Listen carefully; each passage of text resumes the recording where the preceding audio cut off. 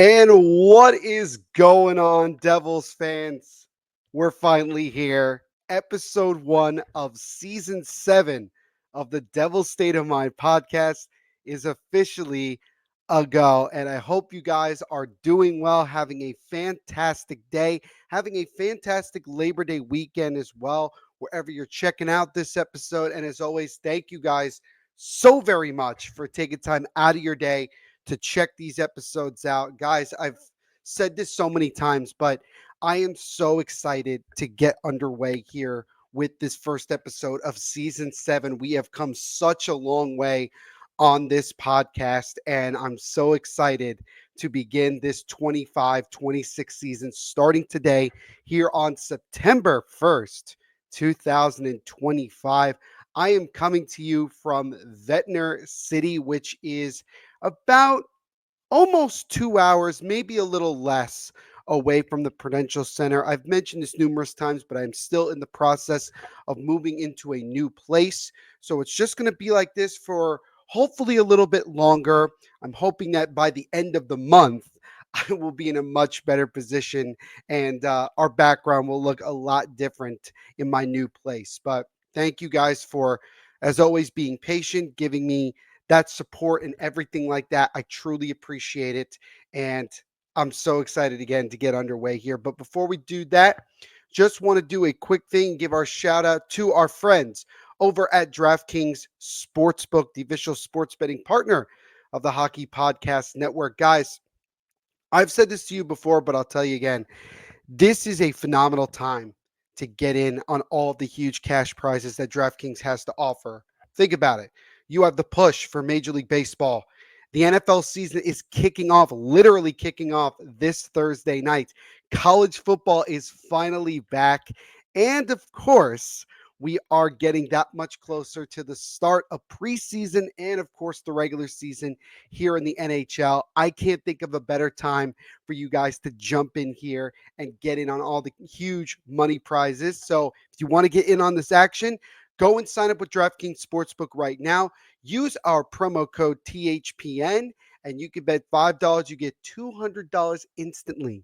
Instantly in risk-free bets. Guys, I'm telling you, this is a phenomenal deal and a deal that you don't want to miss out on. So go and sign up with DraftKings Sportsbook right now and use our promo code THPN to get underway in your sports betting venture. And as always, Devils fans, make sure that you bet responsibly. Okay, so I know the intro has been a little bit longer than normal, but again, just want to express my excitement, give a little shout out to DraftKings Sportsbook, and really how this is going to go. We're going to start by quickly recapping the entire offseason. Now, the offseason is still going underway because we're still a couple weeks away from the veterans reporting for training camp.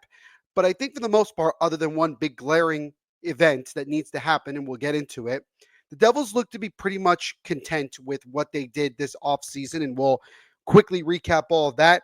And then, as I just mentioned seconds ago, we are going to discuss Luke Hughes. I have some information that I want to share with you guys, give my thoughts on where the Devils are and where Luke is now on this contract extension and when it will get done.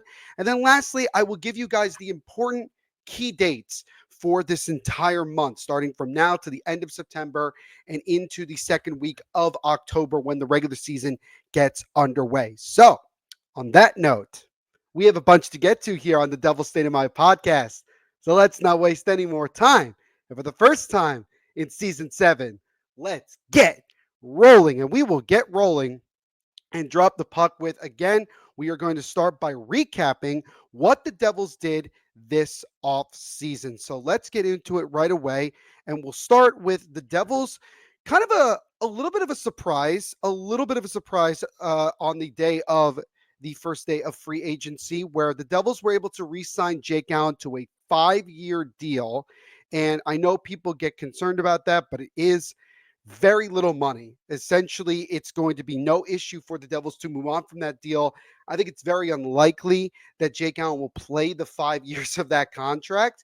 And it's a deal that works out for him, gives him stability. As he mentioned, he wants to retire as a Devil.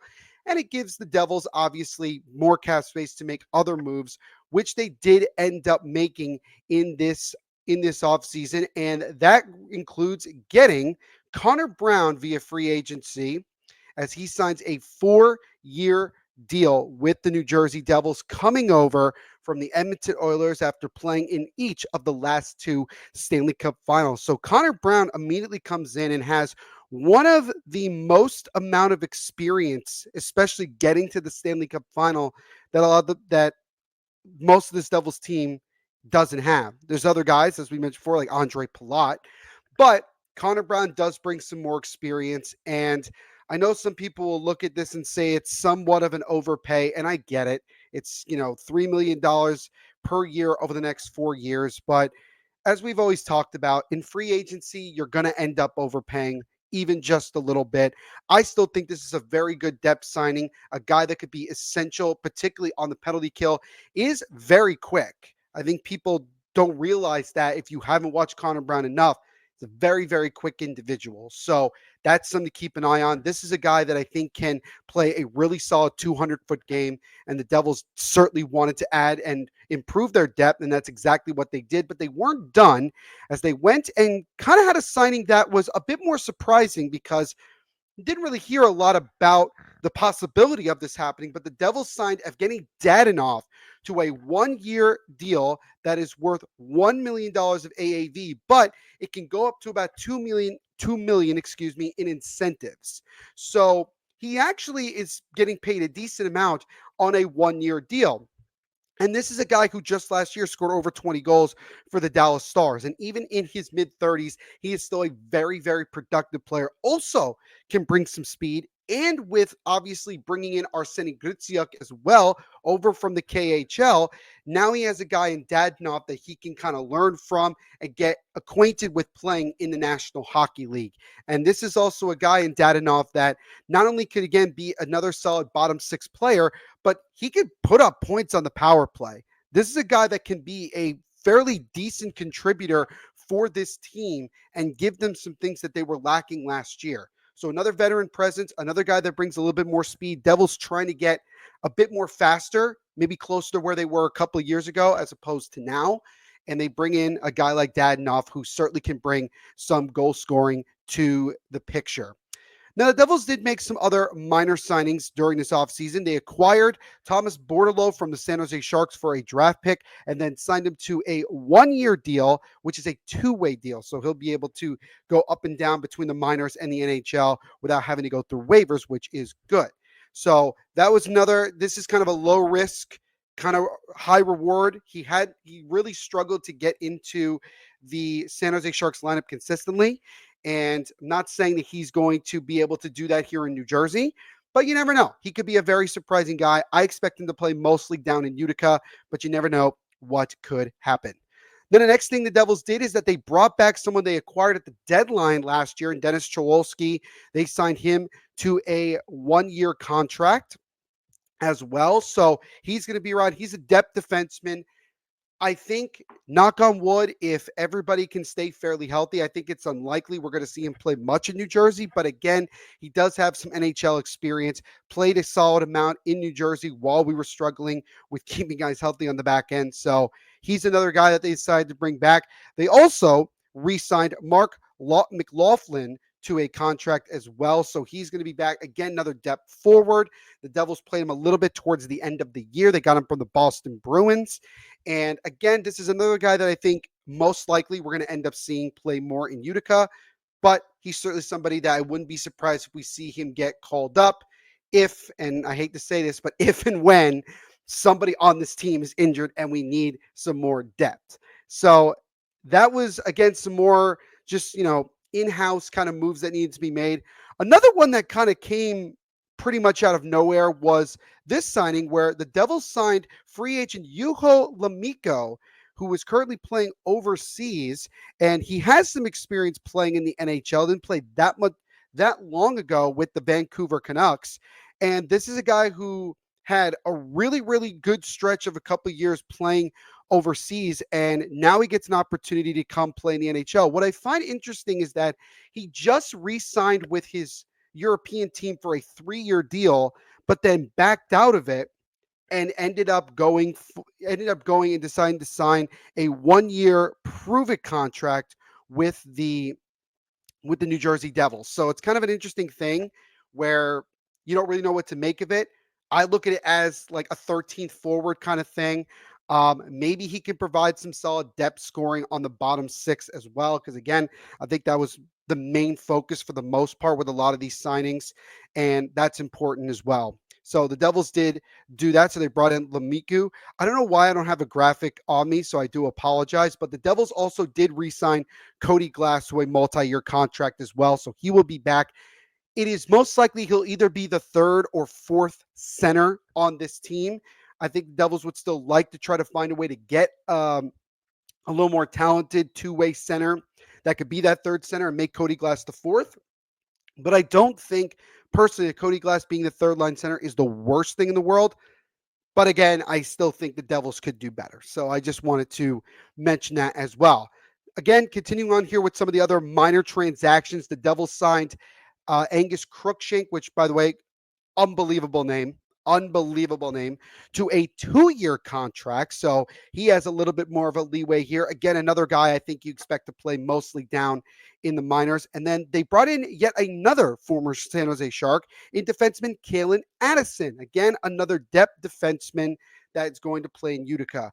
I think what I kind of noticed as well from the Devils, both with Tom Fitzgerald and assistant general manager Dan McKinnon, who is the general manager of the Utica Comets, I think there were a lot of signings that focused on getting the Utica Comets to be a lot better this year than they were in the past. And granted, the Devils don't have a boatload of prospects that are going to be playing with the Utica Comets, but nonetheless, as Fitzgerald has brought up before, he wants to have constant competition. And so he's going to bring in guys that have some experience, not only playing in the NHL, but certainly playing in the AHL as well. So I think that that's really important for them to do that and to obviously give their team an opportunity to not only compete at the NHL level and compete for Stanley Cup, but certainly compete for a Calder Cup down in the American Hockey League. And adding a guy like Kalen Addison hopefully can do just that. Now, the Devils did move on from one of their contracts, one of their expiring contracts for next year. And it was a move that I think people saw coming, but it certainly was a tiny bit of a surprise because it did come out of nowhere. But nonetheless, it was a move that I think a lot of people expected as Devils traded Eric Holla, who goes back to Nashville, traded him to the Nashville Predators for young defenseman Jeremy Hansel and also a 2025 fourth round pick. I explained about this trade back when it happened, so go back and check that little episode clip if you have not already. Again, with Eric Holla, he definitely has struggled the last 2 years to get back to where he was in his first year in New Jersey, as did some of the other guys that we've seen on this team. But with him having another year left on his deal with a couple $1 million left on it, I think it was just an opportunity for the Devils to clear some cap space to make some other moves, particularly with some of the free agent signings that they made. And again, you're adding a guy, you're subtracting a guy that was really struggling to score. He went several months without registering a point. I think the writing was on the wall for him and for the team that they had to make that move. So Eric Hall gets his second go around going back to Nashville, while the Devils get another depth, still fairly young defenseman, although doesn't really show to be anything. And they did also get an extra pick in this past draft that they did use. So that was the only trade, at least for now, that the Devils have recently made other than the Thomas Bordelot minor trade that they made with the Sharks. Now, one of the bigger signings comes from when it comes to actually their prospects, as they did finally get Arseniy Gritsyuk earlier this year to sign a 1-year entry level contract. So he's coming in 27 years of age, and he's had a lot of experience and a lot of success playing over in the KHL in Russia. He's won a cup, he's won a championship in the KHL, and he's had a lot of success playing with some very talented players. It is a phenomenal league.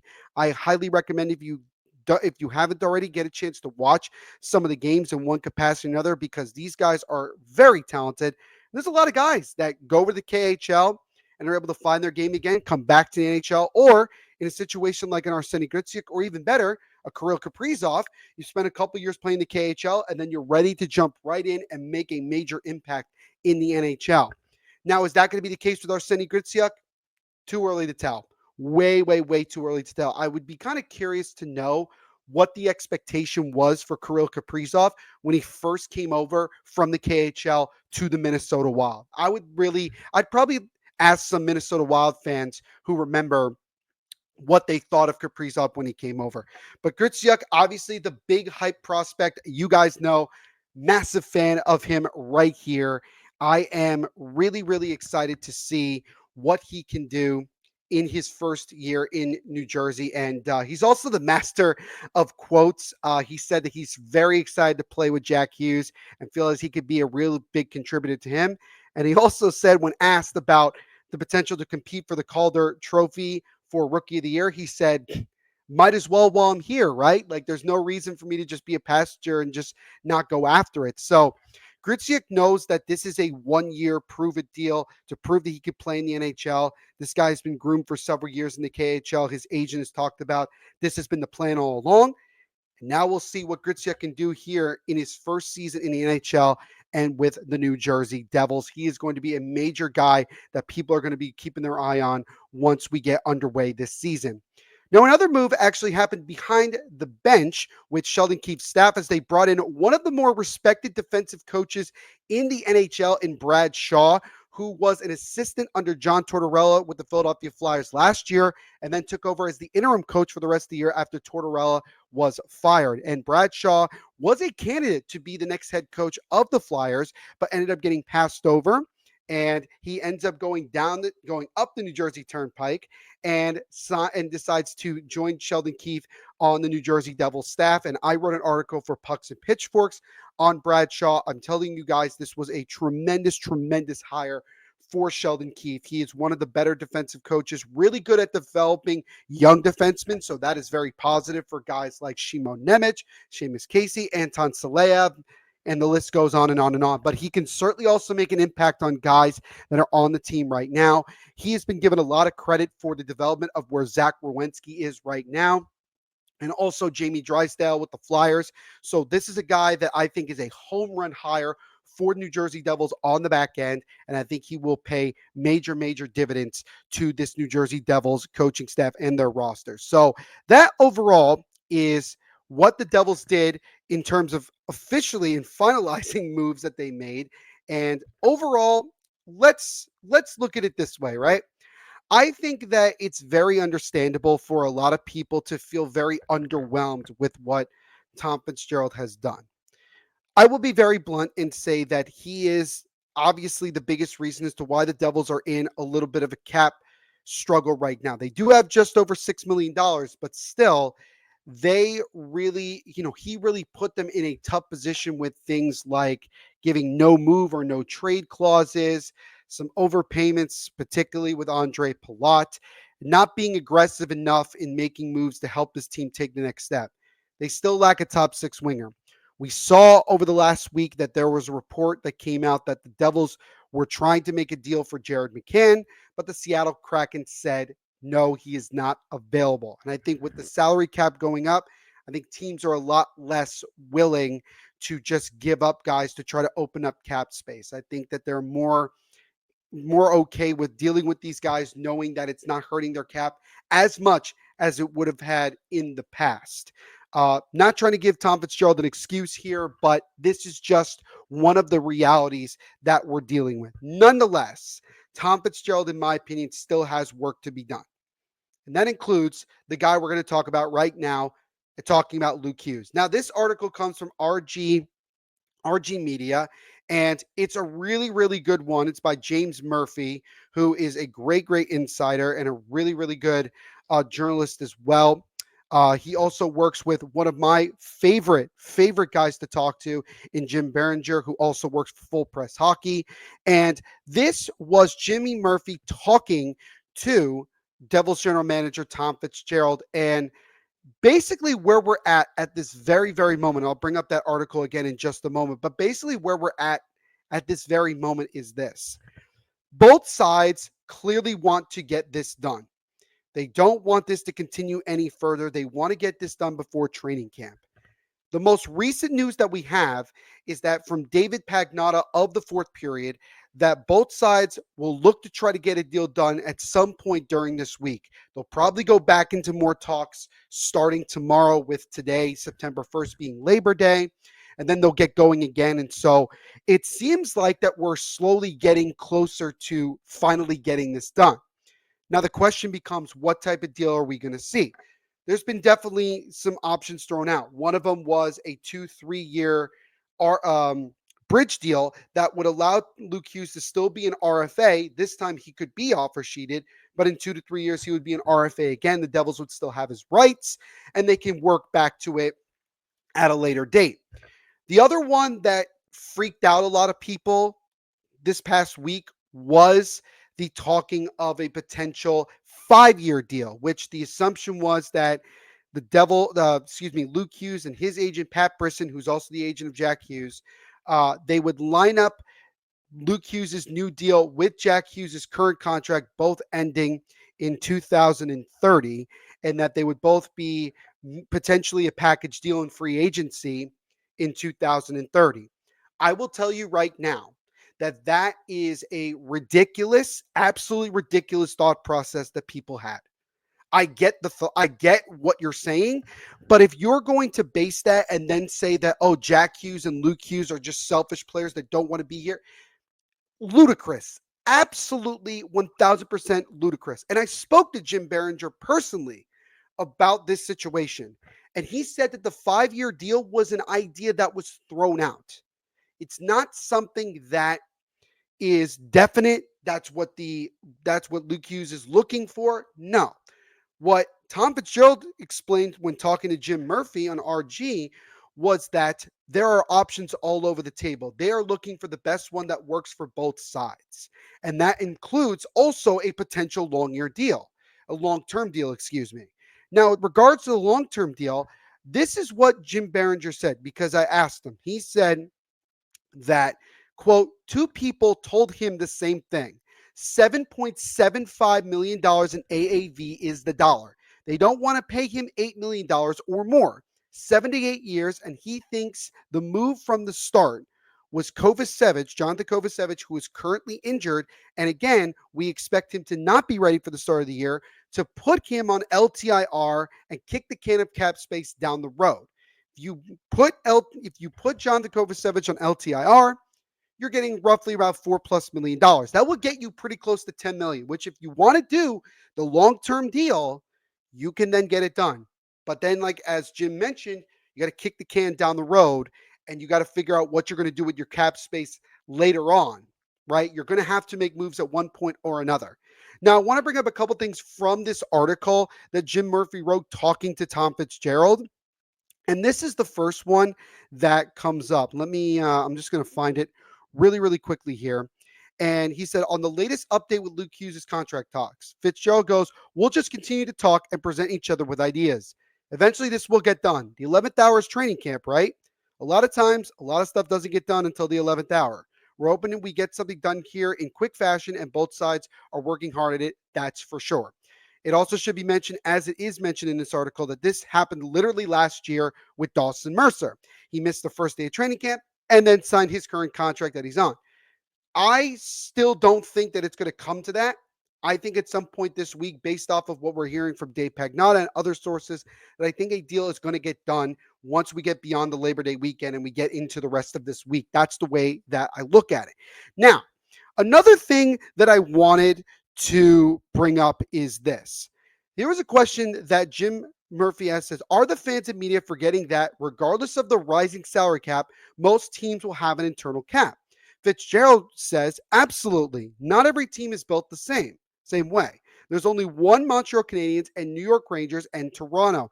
And then everybody else tries to make money differently. Not every team has the same automatic revenue. And unless they can figure out creative ways to overcome that in other areas than just the game, they're going to have an internal cap. Now, here's the thing that was bugging me about people's reaction to that. People were saying that Tom Fitzgerald was essentially crapping on ownership, Josh Harris and David Blitzer. My response to that is not at all what he's doing. He's explaining the realities that every team has their own way of going about things. And every team, based on the revenue and things like that, that's depend on how they can use their salary cap.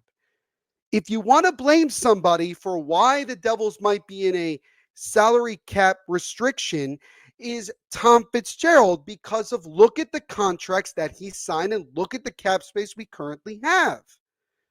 As far as we've seen, and we've seen it numerous times, this ownership group has given Tom Fitzgerald every single opportunity financially to make deals. And he has. But he's also made some overpayments like the Andre Palat deal. And I'm sure there's others. Can't think about the top of my head. But he also has mentioned he gives out a lot of no movement clauses and no trade clauses, which puts him in a difficult position of trying to get creative on moving guys. So if there's anyone to blame, it's Tom Fitzgerald, not the ownership group that is giving Fitzgerald the financial flexibility to do stuff. It is absolutely ridiculous that people just wanted to immediately put blame on Josh Harris and David Blitzer that, oh, they're putting all of their money on other resources than the Devils, because obviously they have the Philadelphia 76ers, they have the Washington Commanders, they also have Crystal Palace in the Premier League in soccer. Stop. Please stop. Because they've put so much money in all of these. And yes, it hasn't completely worked out in any of their situations as of right now, particularly with the Philadelphia 76ers. But nonetheless, the one thing that we cannot deny is that this ownership group is willing to spend whatever it takes to win. The blame falls on the general manager, not on the guys that are just giving the money to these general managers to make it work. That's what it's all about. So please stop saying that we have a poor ownership that doesn't care about winning. They do. They may just not have the right people in charge to get it done. So what do we look at then? Again, we stop looking at Josh Harris. We stop looking at David Blitzer, and we look at the man who is the general manager and president of hockey operations in Tom Fitzgerald. Period. Cut and dry. End of story. So please, for the love that is all that is holy, stop. And I'm talking about people on social media. Stop looking into this article and thinking way deeper than it actually is. It's not. He is not crapping on the ownership group. He's not. In many ways, he's probably putting it more or less on himself, because he's responsible for where we are right now and why people are as frustrated as they are. So that's just what I want to say here. Everybody with the Luke Hughes situation and trying to get a contract extension done and everything, do me a favor. Take a deep breath and relax. A deal is going to get done, and we are going to be able to move forward. I understand what's very frustrating about this situation and how Tom Fitzgerald has screwed up a bunch of things. And I agree that right now I don't have a lot of faith in him. And I believe that if things don't get going right away, he's going to get fired. And we will have to look for somebody else. But I just wanted to say that because it was pissing me off the last 48 hours of just people overreacting to nothing. And the 5-year deal, as I mentioned before with Luke Hughes, for all we know, that was an agent ploy to use the media. I don't buy that at all. So everybody just relax. I know it's been a long off season. I get it, but it's gonna end very, very, very soon. I promise you. I don't have to promise you because it's the reality. And I promise you that a deal is gonna get done. And if it's a 7-8 year long-term deal, nobody's gonna care. Nobody. Nobody's going to care. Whatever deal Luke Hughes signs is the deal he signs, and we will move forward with it. People will talk about it. People will freak out, whatever it is. But he will be on this team when training camp gets underway. I guarantee you that. So everybody just take a breath. Just wanted to say that, and now we're good. And before we continue on, just want to give another quick shout out to our sponsors over at DraftKings Sportsbook. This episode of the Devil's State of Mind podcast is sponsored by our friends over at DraftKings Sportsbook. Game on. Week 1 starts now. And every touchdown, you're closer to a payout with DraftKings Sportsbook, an official sports betting partner of the National Football League. This isn't just football. It's first touchdown fireworks, any TD rushes, and live bets that ride every momentum shift. At DraftKings, every play is your next shot to win. New customers, this one's for you, my friends. Bet just $5 and get $300 in bonus bets instantly. Plus, grab over $200 off NFL Sunday ticket from YouTube and YouTube TV.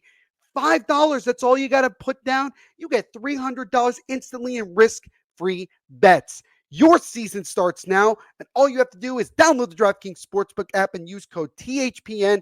That's code THPN to get $300 in bonus bets instantly when you place your first bet of $5 or more, plus over $200 of NFL Sunday ticket from YouTube and YouTube TV. In partnership with DraftKings, the crown is yours. So lastly here, let's talk about the important dates coming up in this month. Because yes, hockey is going to be played in the month of September for sure. Let's start with the Prospects Challenge that the Devils have been involved with the last couple of years. So the Devils will have their rookies report to training camp, or excuse me, to the Prospects Challenge, and then continuing into training camp on September 11th. So that is September 10th. And they will play their first Prospects Challenge game on September 11th, and that challenge will go until the end of Monday, September 15th. In that time, the Devils will play 3 games in the Prospects Challenge against the Blue Jackets, the Sabres, who are hosting this entire event, and then the Boston Bruins, and that will be the end of this Prospects Challenge. It's just, as I've mentioned before, it's just another way for people to check out the young players that we have and some of the other guys that could really maybe surprise us. A lot of people found out about who Fabian Zetterlund is when he was playing in that Prospects Challenge. I didn't know who he was until he had a tremendous Prospects Challenge and really did a great job. So that's why all of these type of events are very important. They're all important in one capacity or another. But that's going to be the first hockey for the Devils that we're going to see this upcoming year. Now, the rest of the team, as I mentioned before, the rest of the team will report to training camp on Wednesday, September 17th.